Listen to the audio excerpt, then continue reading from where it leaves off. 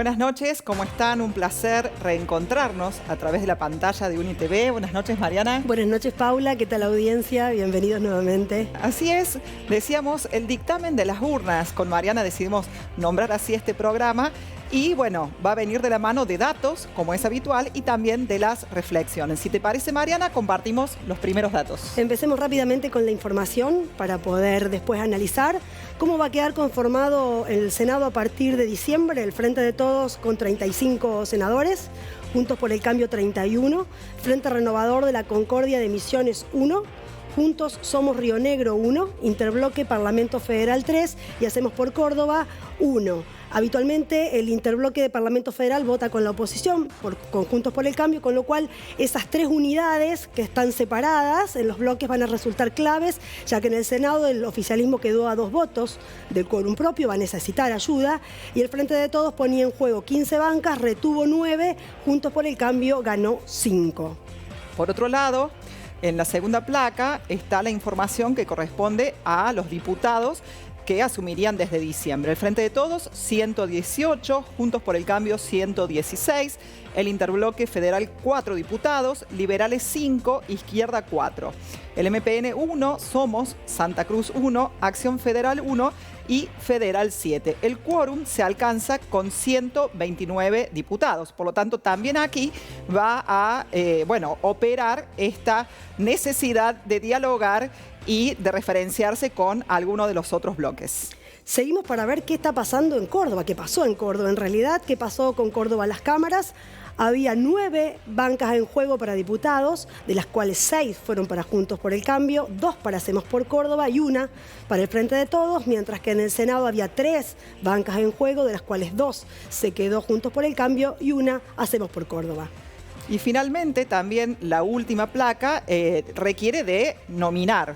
¿Quiénes son esos diputados? Rodrigo de Loredo, Soledad Carrizo, Héctor Baldassi, Laura Rodríguez Machado, Gustavo Santos, Gabriela Brouwer de Koning, que era ese sexto lugar que estaba en disputa entre Juntos por el Cambio y Hacemos por Córdoba. De esta última fuerza, Natalia de la Sota, Ignacio García Aresca y por el Frente de Todos, Martín Gil. Mientras que en el Senado asumirían Luis Juez, Carmen Álvarez y Alejandra Vigo por Hacemos por Córdoba. Para empezar con el análisis, vamos a escuchar ahora a Virginia Tomasini, quien es docente e investigadora de la Universidad Nacional de Villa María, quien nos ayudaba a pensar en los resultados de ayer de esta manera.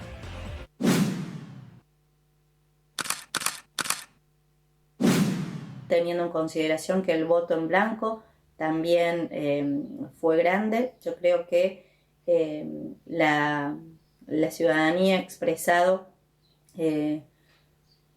una crisis que se está viviendo a nivel del sistema sociopolítico, y esto no es solo una cuestión de Argentina, sino que es una cuestión a nivel global, donde muchos oficialismos por la pandemia y por la gestión de la pandemia se han visto afectados también en sus apoyos electorales.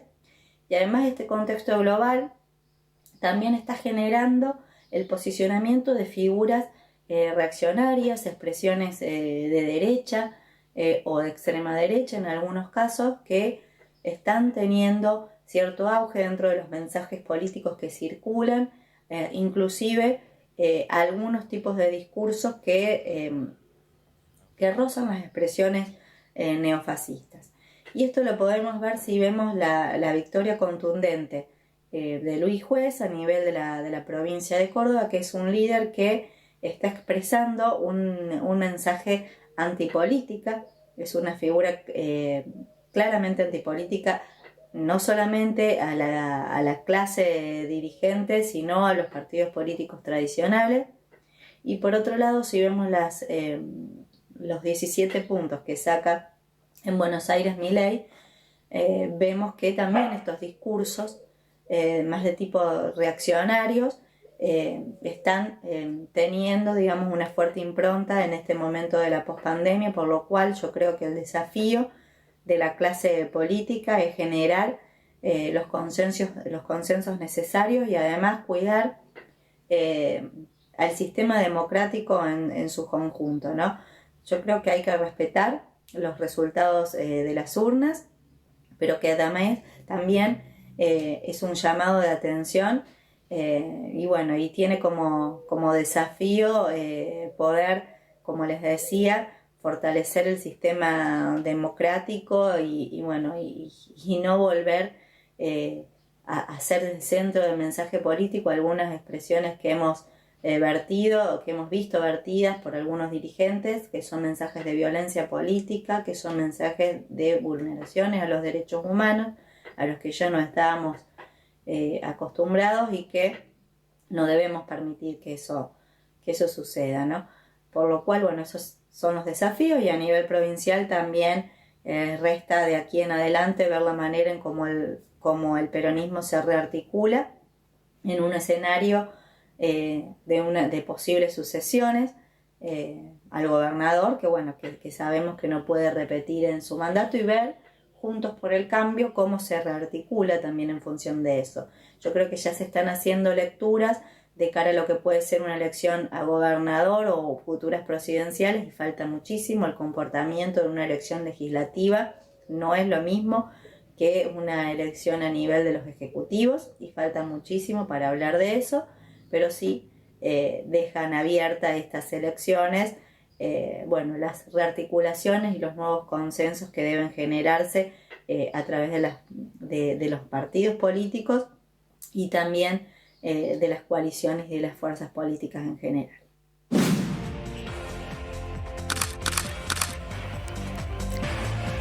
Ya en nuestros estudios está Juan Manuel Reinares, doctor en Ciencias Políticas, investigador con CONICET. Le agradecemos porque viajó desde Córdoba precisamente, si bien forma parte también de la Universidad Nacional de Villa María. Buenas noches, Juan Manuel, ¿cómo estás? Buenas noches, ¿cómo le va? Mariana y yo hablábamos acerca de la necesidad de hacer una primera lectura, un sobrevuelo acerca de lo que quedó de las elecciones de ayer, como un primer disparador. Me parece que se podría pensar en términos generales que la elección de ayer fue una elección extraordinaria por lo que estamos viviendo, espero que sea en los finales de lo que estamos viviendo, que es una pandemia, y que ha tenido efectos negativos, o por lo menos ha debilitado a todos los oficialismos en general. Entonces hay que considerar, yo creo, que los resultados de ayer, tanto de las PASO como lo de ayer, es decir, del proceso electoral, en vistas a los costos que significó para el oficialismo nacional, sobre todo, esta situación, por más adecuado o inadecuada que haya sido el modo en que lo ha tratado, ¿sí? Pero, en general, los oficialismos han debido restringir libertades en vistas de desarrollar las capacidades para lidiar con la pandemia, con cuarentenas, y eso siempre ha tenido efectos negativos en los electorados en general. Dicho eso, además, hay otra cuestión general que hay que tener en cuenta, que quizás suena como verdad de perogrullo o una obviedad, pero las legislativas no son ejecutivas, las legislativas de medio término siempre tienen cierta especificidad. Por ejemplo, el peronismo nacional o el peronismo kirchnerista ha tenido malos resultados en muchas legislativas de medio término, e incluso ese mal resultado no implica los otros 2 años, los años siguientes, como complicados, sino incluso como una plataforma para avanzar, como fue en 2009 y 2011, en el caso de Cristina Fernández de Kirchner. O incluso un buen resultado de medio término no implica un buen final de gestión, por ejemplo, Macri 2017. Es decir, que hay que tener en cuenta eso en términos generales. Después uno puede analizar la elección por lo menos en 3 niveles, pensando cada uno de los actores políticos a nivel nacional, después pensar cómo eso impacta en la dinámica legislativa, que ustedes recién contaban, y luego también pensar cómo esta elección muestra ciertas tendencias del electorado a nivel, de vuelta, general, ¿no?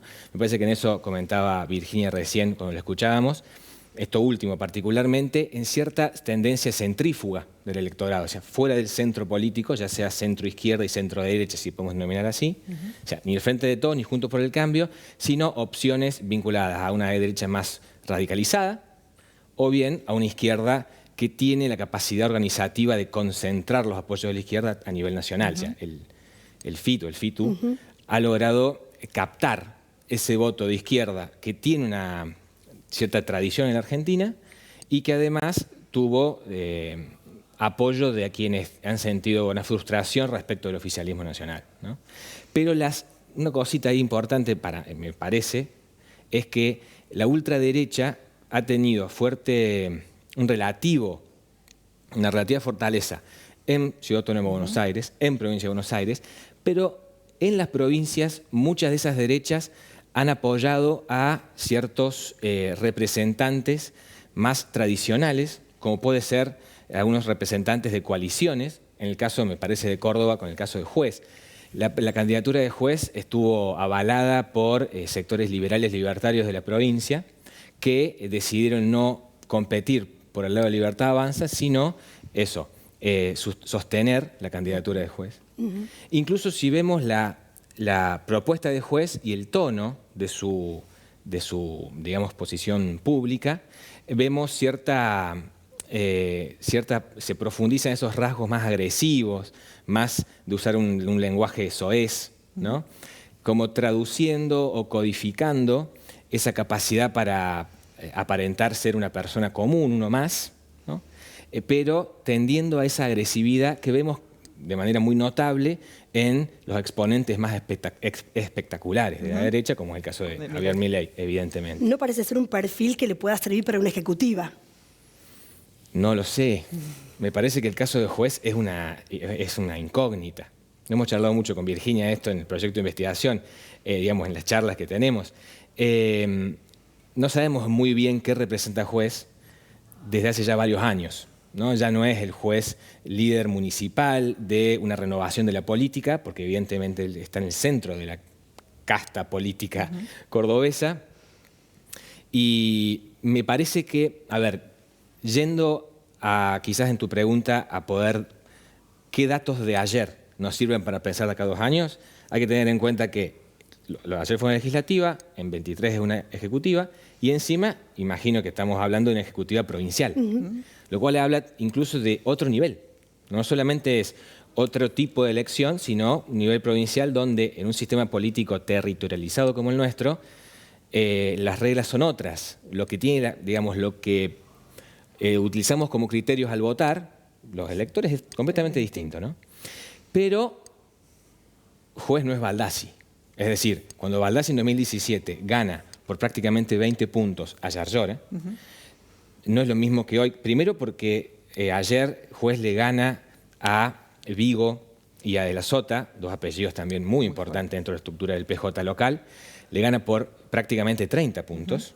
Y además porque Juez no requiere de una referencia nacional.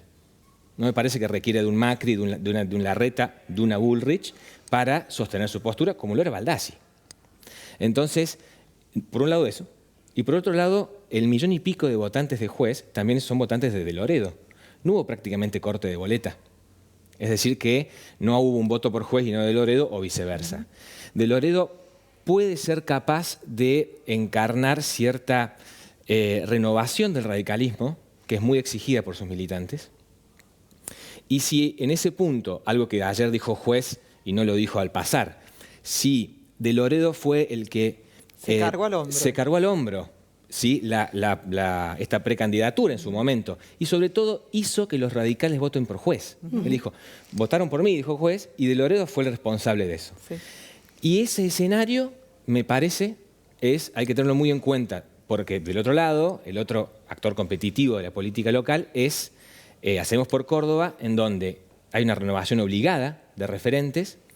Está bien, pero ¿no pareció salir muy fortalecido el intendente de Córdoba de la elección? Por ejemplo, no, para nada. Para nada. Exactamente, para nada.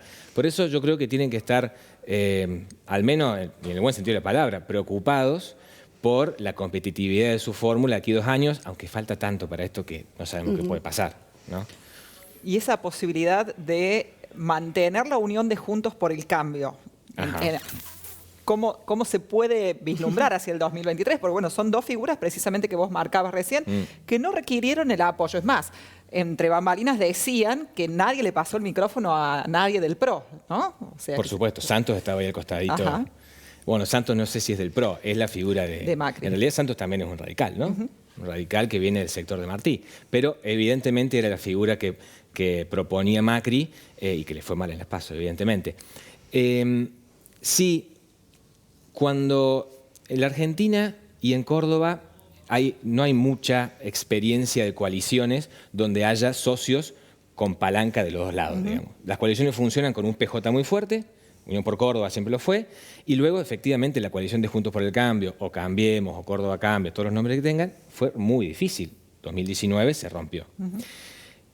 Habría que ver efectivamente si las expectativas de victoria son tales, pensando en Juntos por el Cambio 2023, que permite que los socios lleguen a un acuerdo de Loredo en el municipio, juez en la provincia, y si, una vez más, esto es como un juego de platillos en diversos niveles, si la política nacional no establece algunas condiciones para que estos dos grandes socios tengan otras perspectivas. Claro, que tensionen ahí esa relación. Probablemente Schiaretti esté calculando algo de eso, poder ver una vez más, en mi impresión, y creo que, digamos, si uno ve la historia reciente de Córdoba, la política de Córdoba, el peronismo de Córdoba ha sido capaz de desarrollar una propuesta propia, con una capacidad de gestión que por lo menos aparenta ser muy buena, pero sobre todo ha logrado siempre separar la oposición. Aún en 2019, cuando muchos se suponía o estaba dando vuelta que fue Macri quien rompe la posibilidad de una coordinación entre juez, Negri y Mestre, ¿no? Hay que ver si en 2023 están dadas esas condiciones. Si, por ejemplo, Larreta, que yo creo que es el gran referente de Juntos por el Cambio a nivel nacional, es capaz de, ¿cómo decirlo?, de subordinarlo a juez, de alguna manera de marcarle alguna cancha. Porque, bueno, las expectativas del gobierno provincial es evidente que las tiene juez. Y no estoy hablando de que esto sea positivo para la provincia, porque eso es otra discusión. Es más, yo considero que no, porque no tiene cuadros. Juez, ese es un problema de la política actual. Cuando tenés un referente que tiene mucho apoyo, un apoyo transitorio, porque ese millón y pico probablemente no va a ser así en unos años, apoyos transitorios y que no tiene cuadros atrás. Lo que le pasó en la ciudad de Córdoba, claro. Digamos, un problema de gestión. Entonces, eso es otro tema. Pero pensando en la dinámica electoral, hay que ver en 2023 si efectivamente hay algún referente nacional que pueda modificar los términos para estos dos grandes socios, que parece ser hasta ahora que son Juez y de Loredo. La última, Juan, porque Sí. se nos acaba el tiempo. Recién mencionabas Hacemos por Córdoba. Ayer en el discurso de Schiaretti pareció algún intento de nacionalización de Hacemos por Córdoba. ¿Cómo lo ves? ¿Es posible? No sé si es posible. Sí, me da la impresión que la dirigencia del peronismo cordobés desde fines de los 80 ha intentado siempre saltar, digamos, cruzar las fronteras. De la Sota, José Manuel me refiero, fue precandidato a vicepresidente con Cafiero en el 88. De la Sota fue uno de los gobernadores que en la crisis del 2001 posterior, digamos 2002, intentó negociar con Duhalde ser el candidato. Digamos, la negativa de Duhalde a de la Sota, la negativa del propio Reutemann abrió las puertas a un Kirchner desconocido. Entonces, está siempre esa pretensión de nacionalizar la dirigencia del peronismo cordobés, porque el peronismo nacional es la combinación de los peronismos provinciales. Y siempre de un peronismo bonaerense, evidentemente. Pero bueno, como claramente el peronismo bonaerense ya no es lo que era, está debilitado, está mucho más empardado, puede ser que el peronismo cordobés tenga más terreno para jugar alguna candidatura. Hay que ver si le da el músculo. A De la Sota no lo sabemos porque fallece, pero estaba intentando ser una prenda de negociación, ¿no? En 2019, en 2018. No sé si Schiaretti lo va a lograr. Quizás sea más bien, me da la impresión, una estrategia para mantenerse en el juego, es decir, ser competitivo, o sea, no me vuelvo a mi casa, sino que voy a seguir compitiendo ya a nivel nacional, y de esa manera poder condicionar a estos otros actores de Juntos por el Cambio o inclusive del propio peronismo para facilitar la competitividad de Unión por Córdoba, de Hacemos por Córdoba, en el 2023. Es decir, jugar a nivel nacional, como decíamos antes. Pero para garantizar el territorio cordobés. Exacto, que es su territorio, igual lo va a seguir siendo. Juan, clarísimo, un gusto escucharte. Muchas gracias. Muchísimas gracias. Por favor. Compartimos una pausa comercial y retornamos con las editoriales.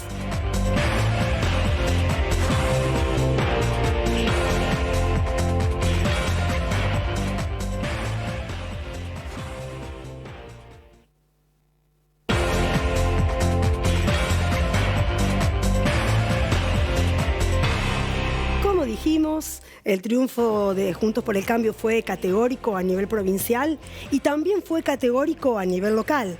En Villa María también sacaron muchos puntos de diferencia y revisemos entonces esto pese a que los dos peronismos, las dos versiones del peronismo, tenían candidatos villamarienses en posiciones muy expectables.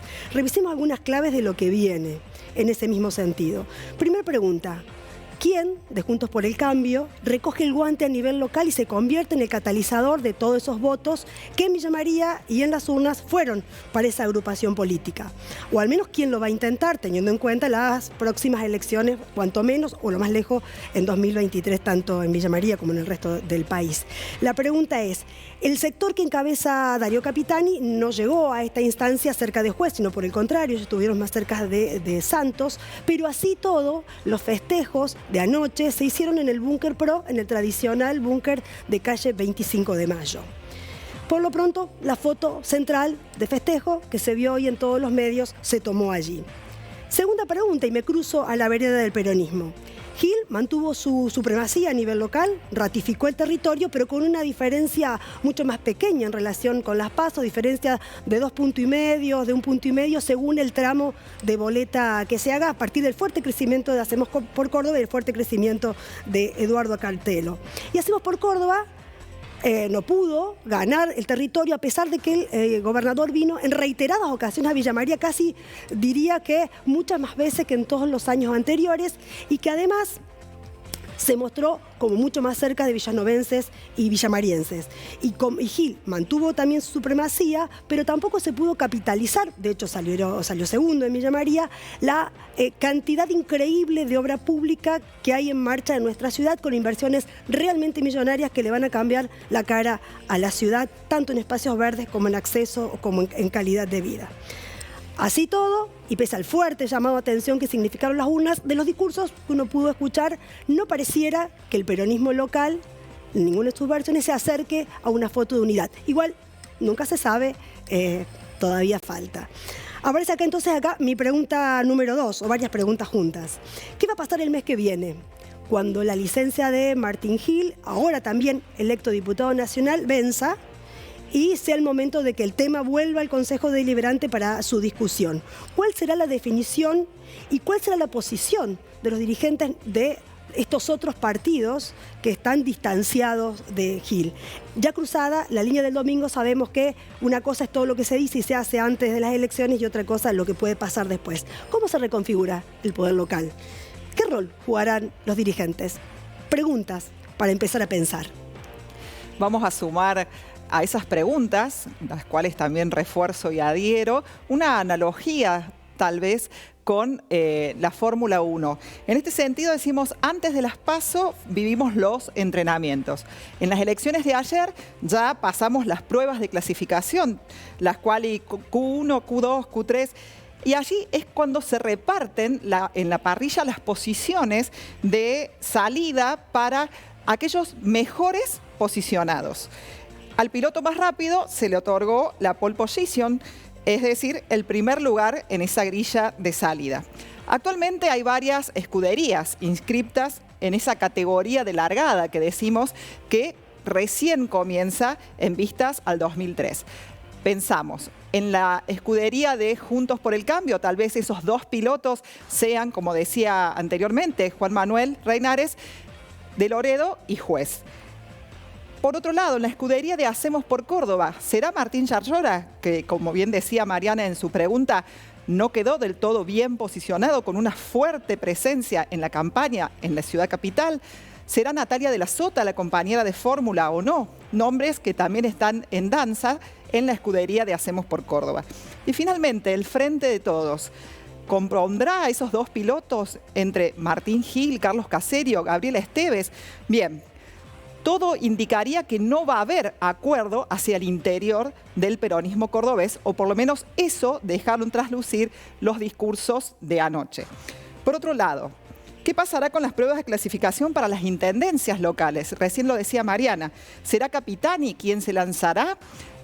¿Será Karina Bruno quien lo acompañará? Por otro lado, ¿qué harán el resto de los radicales, Gustavo Bustamante y otras figuras de Villa María, con relación a ese festejo, precisamente, como decía Mariana, en la calle 25 de Mayo? Por otro lado, del otro lado del río suena otro Graglia, ¿sí? Franco. O también no podemos dejar de pensar en qué harán Cabañero, Frosasco, y del lado del radicalismo de Juntos por el Cambio, si será Sergio Mana quien encabezará como un juecista desde hace mucho tiempo, como referente de juez, o si será también una unión con Ignacio Tagni, referente del radicalismo en las últimas elecciones en Villanueva. Es decir, suenan varios motores preparándose para los entrenamientos y para esas próximas quali, digamos, esas clasificaciones. Y un interrogante más. ¿No hay mujeres en las escuderías de Villa María y Villanueva para encabezar las listas a los ejecutivos? Bien, esto es lo que queríamos resaltar con Mariana. Estas elecciones legislativas son una antesala que permite dar bandera de largada tal vez para la fórmula 2023 y la elección de los ejecutivos municipales, provinciales y nacionales. Es importante además valorar la democracia, la decisión, como decíamos, de las y los ciudadanos en esta elección, en estas urnas, la tensión que va a generar esta composición de la Cámara de Diputados con la polarización ya vigente y también la pérdida del quórum en el Senado. Un ejercicio que sin dudas requiere un diálogo de manera inminente y esperemos que con criterio cívico para poder enderezar el rumbo de Argentina. Bueno, la bandera casi que ya está en posición de largada. Para el Gran Premio, ojalá que sea un gran premio para todos y todas. Nos tenemos que ir. Así es, con los agradecimientos, Mariana, como es habitual, a Erika Fecia, peluquería, a Mónica Mistraletti, quien nos maquilla, y también a Lilo, quien nos identifica con nuestro vestuario. Y bueno, los invitamos a ver las distintas repeticiones y también a seguirnos por redes sociales. Otra vez, la alegría del reencuentro y nos vemos la semana que viene. Muchas gracias. Chao.